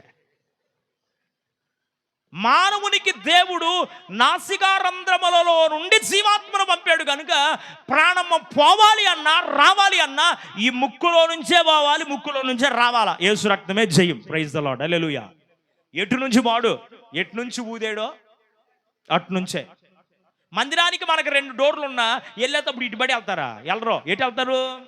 వచ్చేటప్పుడు వస్తారేమో కానీ వెళ్ళేటప్పుడు మాత్రం నిరీదిగా రాజమార్గంలో వెళ్తారు. అట్లాగే నరుని ఆత్మ యెహోవా పెట్టిన దీపము కనుక వచ్చేటప్పుడు ఎట్లాగొచ్చామో ఈ లోకానికి, అట్లాగే పోయేటప్పుడు కూడా నోరు తెరిచిపోయినా కళ్ళు తెరిచిపోయినా ఎట్టబెట్టిపోయినా దేవునికి స్తోత్రం. ఎటు నుంచి పోయిద్ది చెప్పరే? ముక్కులో నుంచే పోయిద్ది. జీవము ప్లస్ ఆత్మ, జీవాత్మ. నరుని నాసికారంధ్రములు అనగా నాసికం అంటే ముక్కు, రంధ్రములు అంటే ఈ ముక్కుకున్నటువంటి ఈ రంధ్రములలో నుండి దేవుడు జీవాత్మను పంపించాడు కనుక చనిపోయేటప్పుడు కూడా ఎట్లొచ్చింది? అమెరికాలో శాస్త్రవేత్తలు ఎట్టబోయిద్దో ఆత్మని గాజు గదిలో మృతతుల్యమైనటువంటి చనిపోతున్న ఇంకా 2-3 నిమిషాలు చచ్చిపోయి తీసుకెళ్ళి ఆడబెట్టి గాలి ఆడకుండా మొత్తాన్ని ఆడబెట్టి అందరూ బయట ఉండి కెమెరాలు పెట్టారు. ఏమైందో తెలుసా? ఆత్మ బయటకు వచ్చింది, చచ్చిపోయాడు, బయటకు వచ్చింది. అద్దాలు ఆత్మను ఆపగలవా? ఆప్తయా? ఆపలేవు. అద్దాలు బగలగొట్టుకొని మంచి గట్టి అద్దాలు వేసి ఉంటారు, కెమెరాలు పెట్టారు. తెల్లటి ఆకారం ఆయన ముక్కులో నుంచి బయటికి రావడం చూశారంట. తెల్లని పొగలాగొచ్చింది బయటికి, వచ్చి మనిషి ఆకారంలో అది అయిపోయింది. ఆకారం అటూ ఇటూ తిరిగిందంట గాజు గదిలో. ఆ గదిలో తిరిగింది కానీ ఆ గది ఆత్మను బంధించలేకపోయింది. అద్దాలు బగల కొట్టుకొని వెళ్ళిపోయింది. దేవునికి మహిమ కలుగునుగా. హల్లెలూయా. కనబడినటువంటి శత్రువులు ఉన్నారు మనకి, కనబడే శత్రువులు కూడా ఉన్నారు. కొంతమంది అంటారు బోళా మనసు ఉంటుంది కొంతమందికి, ఎదురే తిట్టేస్తారు. అట్టో నమ్మండి, స్నేహం చేయండి, ఇబ్బంది ఏమి లేదు. ముచ్చుల్లాగా ఉంటారు కొంతమంది, అసలు మాట్లాడరు, పలకరు. మన ఎదురేమో అబ్బో అసలు ఎంత మంచివాళ్ళు మీరు తెలుసు అంటారు, పక్కకి వెళ్ళి మన గురించి ఎంత చెప్తారు. దేవునికి స్తోత్రం. అట్టటోళ్ళు నమ్మాకండి. గలగల మాట్లాడేస్తారే, నాకు వాళ్ళంటే ఇష్టం. గలగల ఉన్నది మొఖాన్ని అడగటమే. పక్కన వెనక మాట్లాడుకున్న వాళ్ళ సంగతి నేనేం చేయను ప్రభు, నువ్వు చూసుకో అని చెప్పేసి ఎప్పుడో ఆయనే చూసుకుంటాడు. Praise the lord. హల్లెలూయా. గలగల మాట్లాడతారు, బోళా మనసుగా మాట్లాడతారు కొంతమంది. హృదయంలో ఏముండదు పాపం, కపటం. ఏదనుకున్నారు అది మాట్లాడేస్తారు. మాట్లాడియండి, మంచిదే. ఎదురు మాట్లాడేవాడు నీ క్షేమాన్ని కోరేవాడు, వెనక మాట్లాడేవాడు నీ నాశనాన్ని కోరేవాడు. గుర్తుపెట్టుకో. దేవుని వాక్యం అంటుంది, నీ శత్రువు నువ్వు పడిపోవడానికి నీ వెనుకాతలు కొంట తెస్తాడు. నీ మేలు కోరే నీ ప్రాణ స్నేహితుడు, నిన్ను ప్రేమించేవాడు, నీ ప్రాణానికి స్నేహము చేసేవాడు ఏం చేస్తారంటే, నీవు బాధపడిన ఫేస్ టు ఫేస్ మాట్లాడతారు. ఉన్నది ఉన్నట్లుగా ముఖం మీద మాట్లాడేవాడే వీడు నిజమైన వాడు. దేవునికి మహిమ కలుగును గాక. కనబడుతున్న శత్రువు ఎవరంటే మన శరీరమే. ఆత్మకును శరీరమునకు వైరం అంట. ఇప్పుడు శరీరం అంటది బీపీ డౌన్ అయిపోయిందిలే, షుగర్ ఎక్కువైపోయిందిలే, పడుక ఉపవాసం ఏమి లేదంటది. ఆత్మ అంటది ఉపవాసం లేకపోతే అట్ట, ఉపవాసం ఉండి ప్రార్థన చేస్తే కదా విశ్వాసులు రక్షించబడేది, విశ్వాసుల ఆశలు తీరేది, విశ్వాసులు ప్రార్థన దేవుడు ఆలకించాలంటే. సేవకుడుగా నువ్వే పడుకొని నిద్రపోతుంటే వాళ్ళ ఆశలు ఎట్ట తీరతీరాలే అంటది ఆత్మ. ఊరుకో చెప్పావు కానీ రోజు సేవకి మేము చేస్తుంది. పొద్దున సాయంత్రం రెస్ట్ లేకుండా 10 నిమిషాలైనా కళ్ళు మూసుకోవడానికి టైం లేకుండా సేవ చేస్తున్నాను కదా, పడుక అంట శరీరం. ఎవరు మాట వినాలి? శరీరం మాట వింటే ఆత్మీయ జీవితం పాడైపోయింది. ఆత్మ మాట వినగలిగితే ఆత్మీయ జీవితంలో నేను అభివృద్ధి పదములో ఉంటా, నేను మిమ్మల్ని కూడా అభివృద్ధి పదములో నడిపించగలను. Praise the lord. హల్లెలూయా. కనుక నీ దేవుని మాట నీ వింటే నీ శరీరమైనటువంటి శత్రువు అనగదొక్కబడతాడు, నీ శరీరమైన ఈ శత్రువును అనగొట్టబడతారు. ఆత్మలో నీవు ఉజ్జీవింప చేయబడతావు, దేవునికి దగ్గరగా వెళ్ళిపోతావు. నీవు దేవునికి దగ్గరగా వెళ్ళి ఆయన మాట వింటూ ఉంటే కొంతమందికి ఆడ నిద్ర రాదు, మందిరంలో నిద్ర వచ్చు. దేవునికి స్తోత్రం. పాటల సమయంలో భలేగా ఉంటారు, ఆరాధన సమయంలో ఎగిరెగిరి సప్పట్లు కొడతారు. దేవునికి స్తోత్రం. వాక్యం ప్రారంభించగానే పడుకో నాయన పడుకో, జోలబాడతా పడుకో అన్నట్టు ఉంటుందేమో. ఒక ఆమె చెబుతుంది, ఈ అమ్మ నిద్ర ఆడకు రాదంటే ఇప్పుడు దాకా అలిసిపోయి వచ్చానయ్యా, నువ్వు వాక్యం చెబుతుంటే ఎంత కమ్మగా ఉంటుందో నిద్ర వచ్చిద్దయ్యా అని చెబుతుంది. ఎట్టటోళ్ళు పరలోక రాజ్యం వెళ్ళరు. దేవునికి స్తోత్రం. వాక్యం అది నిన్ను బాగు చేసేది. ఏది బాగు చేసింది? పాటల పరలోకం తీసుకెళ్ళదు, ఆరాధన పరలోకం తీసుకెళ్ళదు. వాక్యాన్ని విని దాని ప్రకారం అనుసరించి నడుస్తుంటే అది తీసుకెళ్తుంది. అందుకని సాతానుడు కొంతమందికి ఏం చేస్తారంటే అసలు మొక్క నీయకుండా పడుకో నీకెందుకు పడుకో, ఆయన చెప్పుకుంటాడు మైకులో, ఆయన బాధ ఆయన పడతా, నువ్వు పడుకో అని చక్కగా పడుకోబెట్టింది. పడుకున్న వాళ్ళంతా చెప్పరే, రేపు అవకాశం లేదు. పరలోకములో ఉన్న నా యేసు పరిశుద్ధులందరినీ తీసుకుపోవయ్యా. అరెరరే పరలోకములో ఉన్న నా యేసు పరిశుద్ధులందరినీ తీసుకుపోవయ్యా, పరిశుద్ధులందరినీ తీసుకుపోవయ్యా. హల్లెలూయా. పరలోకములో ఉన్న యేసయ్య పరిశుద్ధులను తీసుకెళ్తానికి వస్తున్నాడు, నిద్రపోయే వాళ్ళు తీసుకెళ్తానికి కాదు, పరిశుద్ధుల్ని తీసుకెళ్తాను. కనుక సాతానుడు వేస్తున్న ముసుగు తప్పించుకోండి. అందుకు చెప్తున్నా ఈ మాట. సాతానుడు నిద్రపోయే ముసుగేసేస్తారు. మందిరంలోకి రాగా నిద్రపోయావా నీ సంగతి అంటే. దైవజనులు బ్రగ్మాన్స్ గారు ఒక పాట రాశాడు. నిద్రించిన సాతానుడు దగ్గరికి వస్తారంట, ప్రార్థనలో మెలకుగా ఉంటే సాతాను నీ దగ్గర నుంచి పారిపోతాడంట. Praise the lord. హల్లెలూయా. కనుక కనబడని శత్రువును అని చేస్తాడు, కనబడుతున్న శత్రువును కూడా అని చేస్తారు. కొంతమంది మనకు కనబడరు. కనబడే శత్రువు ఎవరు? సాతానుడే. కనబడే శత్రువు ఎవరు? శరీరమే. ఈ రెండు మనకు కనబడతాయి, కానీ కనబడని శత్రువులు ఉంటారు మనకి. కనబడని శత్రువులు. ఓ దైవజనుడు వాక్యములో ఓ మాట చెప్తూ ఏం చెప్పాడు అంటే, ఆమెకు భర్త ఉన్నాడు, కుటుంబం ఉంది, అన్నీ బాగున్నాయి, అన్ని ఆశీర్వాదాలు ఇచ్చాడు దేవుని మందిరానికి వచ్చిన తర్వాత. ఎంతగా ఆశీర్వదించారంటే కారులో తిరుగుతుంది ఆమె. ఎందులో తిరుగుతుంది? కారులో తిరుగుతూ, క్షమించండి అపార్థం చేసుకోకుండా అర్థం చేసుకోండి, కారులో తిరుగుతూ ఈమెమో కొద్దిగా కుర్రామికి ఉంటుంది, వయసులో ఉంది, ఆయనేమో కొద్దిగా పెద్దవాడు. కార్ డ్రైవర్తో అక్రమ సంబంధం పెట్టుకుంది. ఎవరితో? అది ఇంటి పనోడితో కార్ డ్రైవర్తో అక్రమ సంబంధం పెట్టుకుంది. అన్యులలో నుంచి రక్షించబడ్డారు. ఈ సంగతి దైవజనుడు ప్రార్థన చేస్తున్నప్పుడు దేవుడు చూపించాడు. ఇదిగో పలానా ఈ తప్పులో ఉంది, గద్దించు అని ప్రభు చెప్తే దైవజనుడు వాక్యములో సరి చేసుకోమని మాట్లాడుతూ వచ్చాడు. అక్కడ ఎవరూ లేరు, అక్కడ ఉన్న విశ్వాసులకు ఎవరికి తగలేదు. ఈమెలో ఆ తప్పు ఉంది కనుక ఆమెకు తగిలింది ఆ మాట. అంతేనా? పొరపాటు ఉన్న వాళ్ళకి అర్థమైంది ఆ మాట ఏందో, ఏం చెబుతున్నాడు దైవజనుడు. పొరపాటు లేనివాడికి మామూలుగా దేవునికి స్తోత్రం ఇట్లా చేయకూడదనే తీర్మానంలోకి వస్తారు. ఆమెలో పొరపాటు ఉంది కనుక ఆమెకి తగిలింది. ఆ మహాతల్లి ఏమి చేసిందో తెలుసా? ఆ దైవజనుడిని, ఆ దైవజనుడితో సహకారిగా ఉన్న రైట్ హ్యాండ్గా ఉన్న ఇంకొక దైవజనుడిని, ఇద్దరిని మా ఇంట్లో కుటుంబ ప్రార్థన పెడుదురు పాస్టర్ గారు అని చెప్పి వాళ్ళిద్దరిని పిలిచింది. పిలిచి ప్రార్థన అయిపోయింది, విశ్వాసులందరికీ పలహారం పెట్టి పంపించింది. ఈ పాస్టర్ గారిని, ఆయన అసిస్టెంట్గా ఉన్నటువంటి ఇంకో పాస్టర్ గారిని, వాళ్ళిద్దరికీ పెడుతున్న అన్నములో విషము కలిపి పెట్టింది. ఎందుకు? తప్పును తప్పుగా ఎత్తి చూపించాడు, సరి చేసుకోమన్నాడు దైవజనుడని. ఇప్పుడు వీడు కనబడే శత్రువా, కనబడని శత్రువా? కనబడతలేదు. ప్రార్థనకు వచ్చింది, పాటలు పాడింది, వాక్యం విన్నది, ప్రార్థన పెట్టింది, కుటుంబ ప్రార్థన పెట్టాడు అయ్యగారు. ప్రశాంతంగా భోజనం చేస్తాం పాస్టర్ గారు అన్నారు, వేసుకమ్మా భోజనం అన్నాడు పాస్టర్ గారు. విషము కలిపిన సంగతి ఆమెకి తప్ప మరి ఎవరికి తెలియదు. పెట్టినామని తినేశారు. దైవజనులు ఇద్దరు కారులో ప్రయాణమై వచ్చారు. చర్చిలో పులిపిడి దగ్గర ఒక పాస్టర్ గారు పడిపోయాడు. ఇంకో స్థలములో అదే మందిరములో ఆ వాకిట్లో నుంచి కొద్దిగా లోపలికి వచ్చినాక అక్కడ ఒక పాస్టర్ గారు పడిపోయారు. నురుగు కక్కుతున్నారు ఇద్దరు. మందిరములు ఇంకెవరు లేరు. మందిరములోని పరిచయ ఆ దైవజనుడిది, యవనస్తుడు. ఈ దైవజనుడు అభిషక్తుడు, పలు ప్రాంతాల్లో దేవుని చేతిలో బలంగా వాడబడుతున్న దైవజనులు. పేర్లు అడగవాకండి, చెప్పను, సమస్యలు వస్తాయి కాబట్టి. ఈ దైవజనుడు ఇక్కడ పడిపోయి నురుగు గక్కుతున్నాడు. ఆ దైవజనుడు అసిస్టెంట్ పాస్టర్ అక్కడ పడిపోయి నురుగు గక్కుతున్నాడు. పరిశుద్ధాత్మ దేవుడు మాట్లాడుతున్నాడు, నా కుమారుడా మీరు చావరు, మీరు తిన్న అన్నములో విషప్రయోగం చేసింది పలానా ఆవిడ, ఆ విషాన్ని నేను విరిచివేయబోతున్నానని దేవుడు మాట్లాడు. కొట్టగడ్డకి చప్పట్లు, దేవునికి మహిమ కలుగును గాక. నీకు తెలియకుండా శత్రువుని పైన దాడి చేసిన, నిజంగా నీవు పరిపూర్ణమైన మనసుతో దేవుని మాటను విని అనుసరించే వ్యక్తివైతే ఏ కీడు నీ దరి రాకుండా దేవుడు చేస్తాడు. ప్రైజ్ ది లార్డ్, హల్లెలూయా.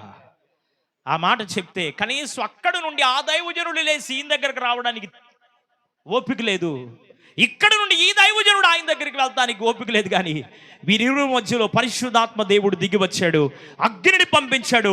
నురుగు రూపంలో ఉన్న ఆ బాడీలో ఉన్నటువంటి విషమంతా బయటికి కక్కేశాడు. బయటికి కక్కిన తర్వాత ఓ పావు గంట తర్వాత ఇద్దరు లేచి ఒకరికొకళ్ళు వందనాలు చెప్పుకొని పులిపీడి దగ్గర కన్నీరు కారుస్తూ, ఏ రీతి నీ రుణం తీర్చుకుందు నేసయ్యా, ఏ రీతి నీ రుణం తీర్చుకుందు నేసయ్యా. హల్లెలూయా. ఏ రీతిని రుణాన్ని నేను తీర్చగలనయ్యా అని ఆ దైవజనులు ఇద్దరు కన్నీరు గార్చి దేవుని పాద సన్నిధిలో ప్రార్థన చేస్తున్నారు. అప్పటి నుంచి వాళ్ళు తీర్మానం చేసుకున్నారు, ఏ ఇంటిలో భోజనము చేయకూడదు. ప్రార్థన పెడతారు, పలహారం కూడా పెట్టుకుంటారు, కానీ పక్కన వాళ్ళకి ఇచ్చేసి ప్రార్థన చేసి వెళ్తారు అంతే. ఒక్కసారి కాదు ఇలా జరిగింది.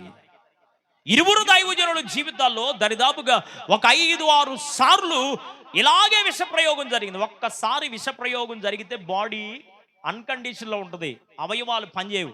మెడికల్ ఫీల్డ్లో ఉన్న వారికి తెలుసు నేను చెప్తున్న మాటలు. నరాలు చచ్చుబడిపోయినట్టు ఉంటుంది. కానీ దేవునికి స్తోత్రం, ఆ దైవజనులు ఇప్పటికి సంవత్సరానికి ఎన్ని రోజులు చెప్పరే గట్టిగా, మీ నోట్లో ముత్యాలు ఏం రాలిపోవలే. టైం అవుతుందని నాకు కూడా తెలుసు, ముగిచ్చేస్తానులే. ఎన్ని రోజులు? 365 రోజుల్లో 200 రోజులు ఉపవాసాలు ఉంటారు ఇద్దరు దైవజనులు. దేవునికి మహిమ కలుగునుగాక. ఆటోమేటిక్ అవలేలగా 200 రోజులు ఉపవాసాలు ఉంటారు. ముఖాముఖిగా దేవుని ప్రత్యక్షతను అనుభవిస్తున్న దైవజనులు, గొప్ప దైవజనులు. అలాంటి వారికి సైతం కనబడని శత్రువులు ఏం చేస్తున్నారు? కీడు చేయ తలబెడుతున్నారు. కానీ ఒకే మాట చెప్తున్నాను, దేవుని మాట వారు విని దేవుని మాటను అనుసరిస్తూ నడుస్తున్నారు గనుక 7 సార్లు 8 సార్లు విష ప్రయోగం చేసిన విషాన్ని డాక్టర్ల దగ్గరికి వెళ్ళాల, దేవుడే కక్కించేసి బాగు చేసి సేవలో వాడుకుంటున్నారు. కొట్టుగడ్డకి చప్పట్లో దేవునికి మహిమ కలుగునుగాక. అందుకని ఓ దైవజనుడికి నేనేం చెప్తానంటే, నీవు నా దేవుడైన యెహోవా మాట వింటే మేలు. నీవు నా దేవుడైన యెహోవా మాట వింటే కనబడే శత్రువును అణిచివేస్తాడు, కనబడని శత్రువును కూడా అణిచివేస్తారు. 15 వచనం 16 వచనంలో 2 మాటలు కూడా చెప్తాను వినండి. మూడవదిగా అక్కడంటే నిన్ను ద్వేషించే వారిని నేను నీకు లొంగింపజేస్తాను అన్నాడు. ఎవరి మాట వింటే? నీవు దేవుని మాట వింటే నిన్ను ఎవరు ద్వేషిస్తున్నారో, దూషిస్తున్నారో, అవమానపరుస్తున్నారో, సిగ్గుపరుస్తున్నారో, నీవు తలదించుకునే పరిస్థితి ఎక్కడైతే నీకుందో అక్కడే నీ తలను దేవుడు పైకి ఎత్తబోతున్నాడు. దేవునికి మహిమ కలుగునుగాక. అవమానపరచబడ్డాడు యోబు. నువ్వు పెద్ద భక్తుడివేం కాదులే, మాకు తెలుసులే నీ సంగతే. మా ఎదురేమో ఇట్లా భక్తిగా ఉన్నావు, లోపలేమో దేవునికి విరోధంగా ఉన్నావులే, దేవునికి అవిధేయమైన కార్యం ఉందిలే నీలో, మాకు తెలుసని యోబుని గురించి విమర్శనాత్మకంగా మాట్లాడారు. అయినా యోబు వనకల బెనకల. ఆయన అంటున్నాడు, నా సొంత అభిప్రాయం కంటే ఆయన నోటి మాటలే నేను తీసుకుంటున్నాను అన్నాడు. 23వ అధ్యాయంలో అనుకుంటాను యోబు గ్రంథములో 13వ వచనంలో, ఆయన నాకు విధింపబడిన దాన్ని ఆయనే నెరవేరుస్తాడు, అట్టి కార్యములను ఆయన అనేకములుగా జరిగించేవాడు. నాకు ఏది విధి రాశాడో, నాకు ఏది జరగాలని ఉందో అదే చేస్తాడు దేవుడు. అంతేగాని నాకు రాయింది దేవుడు చేయడుగా. నేను ఈ శ్రమను అనుభవించడం, ఆస్తి అంతా పోయినా, బిడ్డలు పోగొట్టుకున్నా, 10 మంది బిడ్డలు ఒకేసారి చనిపోయినా, భార్య దూషించి అవమానపరిచి వెళ్ళిపోయినా, 4 ప్రాణ స్నేహితులుగా ఒకే కంచంలో తిని ఒకే మంచంలో పడుకున్న నా సొంత స్నేహితులను విడిచిపెట్టి గాయపరిచి వెళ్ళిపోయినా నన్ను నా దేవుడు విడవలేదుగా. నన్ను ద్వేషించి వాళ్ళు వెళ్ళిపోయారు, కానీ ద్వేషించబడిన నన్ను మాత్రం నా దేవుడు దగ్గరకు తీసుకున్నాడు. ఎంత ఆశ్చర్యకరమైనటువంటి సంగతి అంటే మనందరికీ తెలుసు. యోబు చరిత్ర 42వ అధ్యాయం 10వ వచనంలో మీరు చూస్తే యోబు గ్రంథంలో ఎవరైతే అవమానించారో, ఎవరైతే దూషించారో, ఎవరైతే ద్వేషించారో యోబును, వాళ్ళ క్షేమము కొరకు యోబు ప్రార్థన చేస్తానంట. వారి క్షేమాన్ని తిరిగి దేవుడు వాళ్ళకి ఇచ్చాడంట. చెప్పు దేవునికి స్తోత్రం, హల్లెలూయా. కనుక నువ్వు దేవుని మాట వింటే, యోబు దేవుని మాట విన్నాడు, అవమానపరచబడిన, ద్వేషించబడిన రెట్టింతల ఆశీర్వాదాన్ని దేవుడిచ్చాడు. ప్రైజ్ ది లార్డ్, హల్లెలూయా. రెట్టింతల దీవెన దేవుడిచ్చాడు. ఇంకా ఈ భాగంలో ఉంది 81వ కీర్తనలో, నేను వారిని పోషించుదును అన్నాడు. ఏం చేస్తాడంట దేవుడు? దేవుని మాట నీ వింటే నిన్ను పోషిస్తాడు, నీకు లోటు ఉండదు, కొరత ఉండదు. ఒకరోజు దేవుని పాస్ సన్నిధిలో మరి ఆదివారం ఉదయాన్నే ప్రార్థనకు లెగిసి వస్తూ పాస్టర్ గారు అంది, ఇంట్లో బియ్యం లేవయ్యా అంది. నేనేం చెప్పానంటే, వస్తా పాస్టర్ గారికి వచ్చేటప్పుడు తీసుకొస్తాలే అన్నా. వచ్చేటప్పుడు తీసుకొస్తా, 100 సాక్ష్యాలు చెప్పగలను. నా ఘనత కోసం కాదు, నేనేదో పెద్ద భక్తున్నో ప్రార్థన పరుణని చెప్పడానికి కాదు, దేవుని ఘనత కొరకు చెప్తున్నాను ఈ మాటలో. శనివారం భోజనం లేదు, శనివారం ఉపవాసం ఉంటా. ఉన్న 1/2 గ్లాసు బియ్యం పిల్లలకు వండి పెట్టి, అమ్మ వాళ్ళని అడిగితే ఇచ్చేది, అమ్మ ఉందప్పుడు. అమ్మ వాళ్ళని అడిగితే ఇస్తారు, కానీ నువ్వు పిలిచావు, నువ్వే ఇవ్వాలి, నేనే తినాలా. అడగల. 1/2 గ్లాసు బియ్యం ఉంటే పిల్లలిద్దరికి వండి పెట్టి, పాస్టర్ గారు నేను ఉపవాసం ఉండి రాత్రి ప్రార్థన చేసి పొద్దున్నే లేచి టీ దాకా బయలుదేరుతుంటే పాస్టర్ గారు అన్నారు, బియ్యం లేవయ్యా, ఇంట్లో కూడా ఏమి లేవు సరుకులు, ఎట చేస్తావో అంటే, నేనన్నా నిరీక్షణతో విశ్వాసం ఏం చెప్పానంటే, వచ్చేటప్పుడు తీసుకొస్తానని చెప్పా. మందిరానికి వచ్చాను. మందిరానికి వచ్చిన తర్వాత మరి మన ప్రియులు తల్లిగారు, మరి సంఘములో రమణమ్మ గారు, రెడ్లలో నుండి రక్షించబడినటువంటి తల్లిగారు రమణమ్మ గారు, ఆ రాత్రి ప్రభు పాస్ సన్నిధిలో ప్రార్థన చేస్తుందంట. ఆమె ప్రార్థన చేస్తుంటే దేవుడు అన్నాడు, నా సేవకుడికి ఒక బియ్యం కట్టిపో అంటున్నాడంట. దేవునికి స్తోత్రం. ఎవరికి? ఆంధ్రే పాస్ గారు ఒక బియ్యం కట్టిపో అన్నాడంట. ఆమె ఎప్పుడో చేసిన మేలు, ఎప్పుడో ప్రార్థన చేస్తే ఆమె కూడా చేద్దాంలే చేద్దాంలే చేద్దాం అనుకొని దేవుడు చేసిన మేలు ఉపకారాన్ని చేద్దాం అనుకొని మర్చిపోయిందంట. ఆ రాత్రే దేవుడు జ్ఞాపకం చేసి, ఇదిగో తెల్లారి పాస్కర్కి ఒక బియ్యం కట్ట తీసుకెళ్ళు.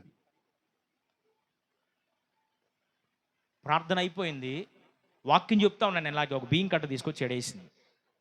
వేసినాక, అమ్మ ఈ బియ్యం కట్ట దేనికోసం వేసావంటే, నీకే ఇమ్మన్నాడయ్యా దేవుడు, నీకే ఇస్తున్నాను తీసుకో అంది. Praise the lord, hallelujah. Pastor గారికి ఏం చెప్పొచ్చాను, వచ్చేటప్పుడు ఎంత బియ్యం వచ్చినాయా? వచ్చినాయి. ఇప్పుడు కారం నూనె ఇవి కూడా కావాలి కదా. ప్రభు పాస్టర్ అట్లాగే మౌనంగా ఉన్నా. సంఘంలో ఇంకొక పాప, 2-3 అట్లాగే ఇచ్చేవాళ్ళు ఉన్నారు. ఆ పాపకి ఏమనిపించిందో దేవునికి స్తోత్రం, కారం పట్టించిందంట. ఒక డబ్బాలో కారం, అన్ని ఉల్లిపాయలు, కొద్దిగా ఒక నూనె ప్యాకెట్, ఒక 2 అట్లా తీసుకొచ్చి ఇక్కడ పెట్టి వెళ్ళారు.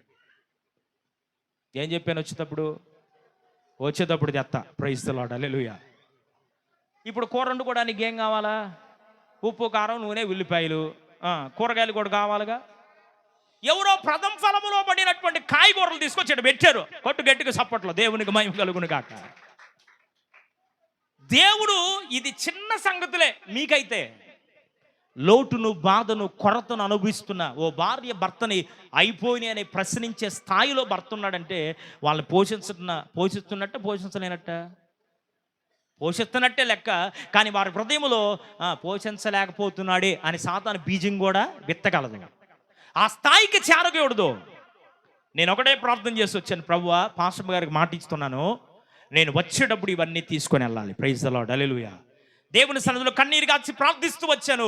ఇక్కడ రాగానే ఇవన్నీ సమకూర్చబడ్డాయి. ఇవన్నీ తీసుకెళ్ళి వాకిట్లో ఉండగానే కేకేసాను, మాయ్ రా మొత్తం తెచ్చానన్న అనగానే, ఏం తెచ్చావా అని వచ్చింది బయటికి.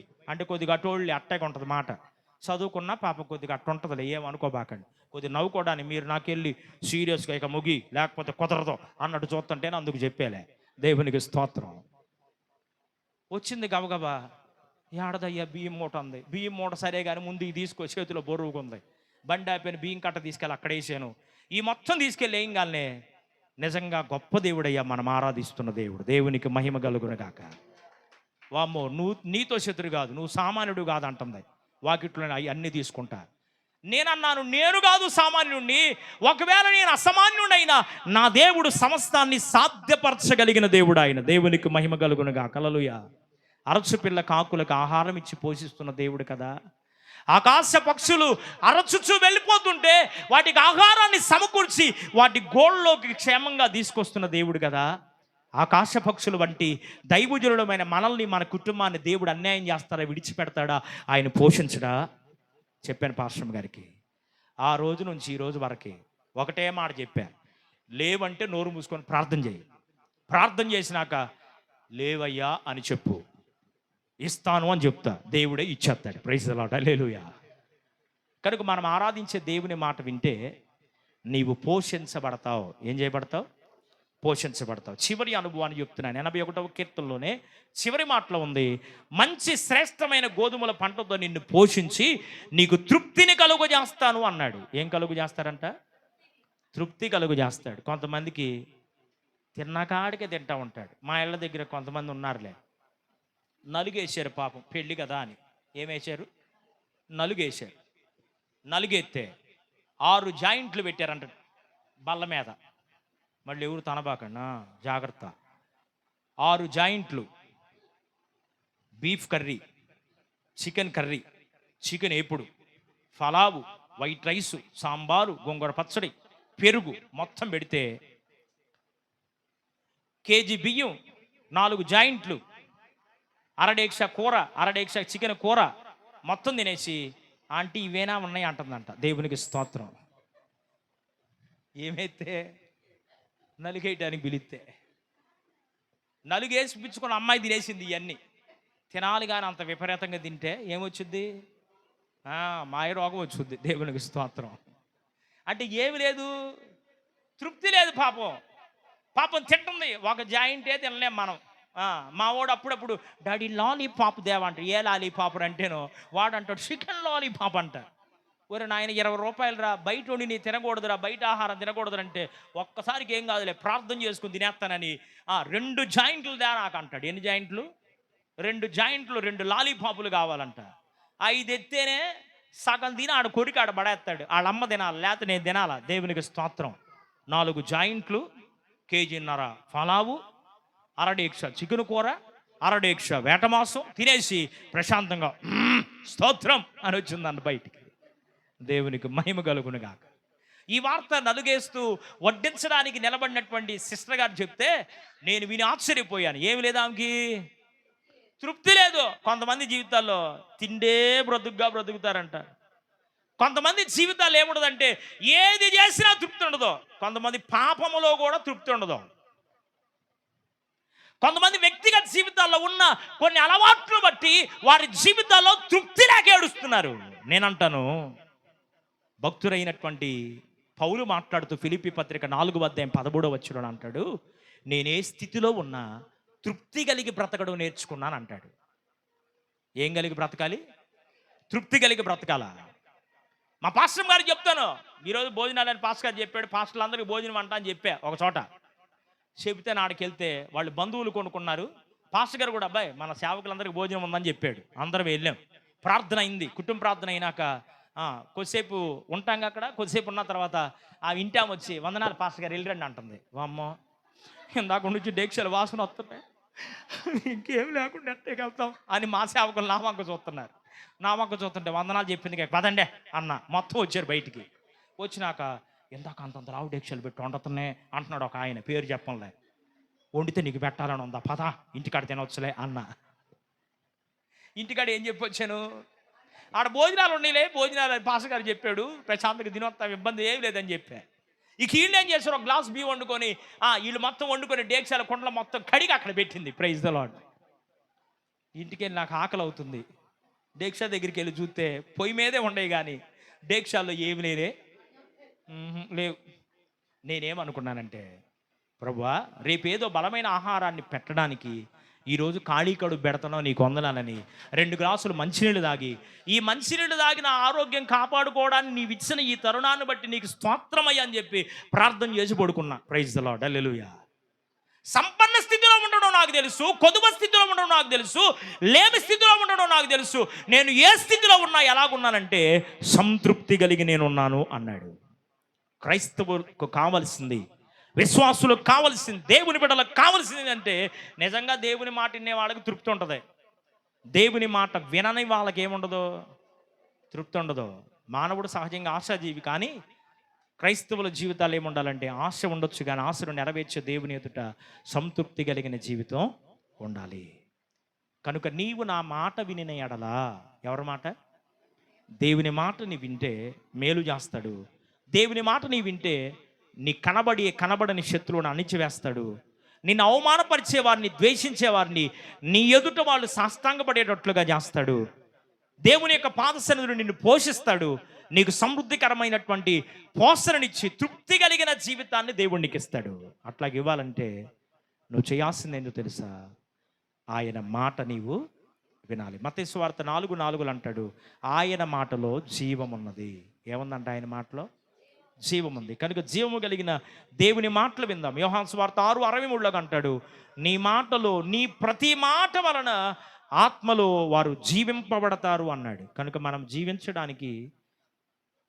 జీవించాలి అంటే, మనం ప్రభు మార్గంలో నడవాలి అంటే ఏది నడిపించగలదంటే కేవలం జీవము కలిగిన దేవుని మాటే నడిపించగలదు. కనుక జీవము కలిగిన దేవుని మాటలు విందాం, మాటను అనుసరించి నడుద్దాం. ఆది యందు వాక్యం ఉండెను, వాక్యము దేవుని యొద్ద నుండెను, వాక్యమే దేవుడైన ఆ వాక్యమే కృపాసత్య సంపూర్ణుడిగా మన మధ్య నివసించును. ఎవరు మన మధ్య నివసించిన వాక్యం? యేసయ్యే. కనుక ఇంకా ఒకవేళ యేసును అంగీకరించిన వారు ఉంటే యేసు ప్రభు వారిని సొంత రక్షణగా అంగీకరించండి. యేసు ప్రభువుని నోటితో ఒప్పుకొని హృదయమందు విశ్వసించి పశ్చాత్తాప మారు మనస్సు బాప్తిస అనుభవంలోకి రండి. ఒకవేళ నేను రక్షించబడ్డాను, నమ్మి బాప్తిసం పొందాను అంటే ప్రభువులో ఆయన మాట వింటూ జీవిస్తున్నావా? ఆయన మాటకు వ్యతిరేకంగా ఉన్నావా? ఇశ్రాయేలు ప్రజల గురించి అయ్యో అనే మాట వాడాడు దేవుడు. నిన్ను గురించి, నన్ను గురించి ఆ మాట వాడకూడదు. నా మాట వింటున్నాడు, నా మాట వింటుందని, నిన్ను గురించి, నన్ను గురించి అనే ఆ సాక్ష్యం మనము ప్రభువు ద్వారా విందుముగాక. కళ్ళ వంచండి, కళ్ళు మూసుకుందాం. ఒక్క నిమిషం మళ్ళీ మనం పరిశీలన చేసుకుందాం. ప్రభు మాట విన్న యేసేపు, ప్రభు మాట విన్నటువంటి భక్తుల జీవితాలు, ప్రభు మాటను అనుసరించినటువంటి భక్తుల జీవితాలు ఆశీర్వాదకరంగా ఉన్నాయి, దీవెనకరంగా ఉన్నాయి. ప్రభు మాట విననొల్లక తిరుగుబాటు చేసిన వారు అరణ్యములోనే హతులైపోయారు, నశించిపోయారు. కనుక జీవము కలిగిన దేవుని పాద సన్నిధిలో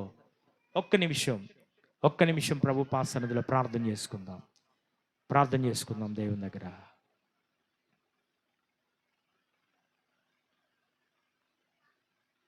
ప్రార్థన చేద్దాం. నీ మాట వింటాను, నీకు లోబడతానయ్యా.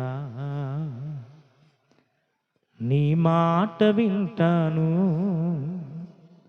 నీకు లోబడతానయ్యా. ఎత్తుకో యేసయ్యా, నన్నెత్తుకో యేసయ్యా. వందనాలు యేసయ్యా. హల్లెలూయా హల్లెలూయా యేసయ్యా. నీ మాట వింటాను, నీకు లోబడతానయ్యా. నీ మాట వింటాను, నీకు లోబడతానయ్యా. పరిశుద్ధుడైన తండ్రి, ఆశ్చర్యకరుడ, నీకు వందనాలు. నీ పాద సన్నిధిలో నీ మాట వినుట వలన మా జీవితాల్లో కలిగే ఆశీర్వాదం, ప్రయోజనం ఏంటో మీరు చెప్పారు నాయన. 81వ కీర్తనల నుండి మాతో మీరు మాట్లాడిన నీ వాక్కుల కొరకు నీకు స్తోత్రాలు. విత్తబడిన మాటలు మా వ్యక్తిగత అంతరంగ జీవితాల్లో ఫలింపు చేయండి, కృపను ప్రసాదించండి. నీ మాటలు విని నీ మాటలో ఉన్న సత్యమును గ్రహించినట్లుగా అట్టి కృపగలిగిన ఆత్మ సహాయతను మీరు అందించి బలపరచమని, నీ ఆత్మ సహాయత చేత మేము ముందుకు నడవడానికి, నీ కృప నీ సహాయతలో మేము వర్ధిల్ల చేయబడినట్లుగా నీ మేలును మా జీవితాల్లో మేము కలిగి ఉండడానికి, నీ మాట వినిన వారి జీవితాల్లో మీరు ఇచ్చే దీవెనలు పొందుకోవడానికి సహాయం చేయమని, విత్తబడిన వాక్యాన్ని వింటున్నటువంటి వారందరినీ కూడా మీరు దీవించండి. వారి జీవితాల్లో నీ మాటను అనుసరించి నడవడానికి అట్టి కృపను, సమాధానాన్ని మీరు కలుగు చేసి బలపరచమని, విత్తబడిన వాక్యానుసారమైనటువంటి జీవితాన్ని మీరు కలుగు చేయమని నాయన, నీరు కట్టండి, ఫలింపు చేయండి, నూరంతలుగా ఫలింపు చేసి నీ రాజ్య వారసులుగా ఎదిగి వర్ధిల్లినట్లు కృప చూపించమని యేసు పరిశుద్ధ నామములో అడిగి వేడుకొనుచు ప్రార్థించుచున్నాము తండ్రి. ఆమేన్.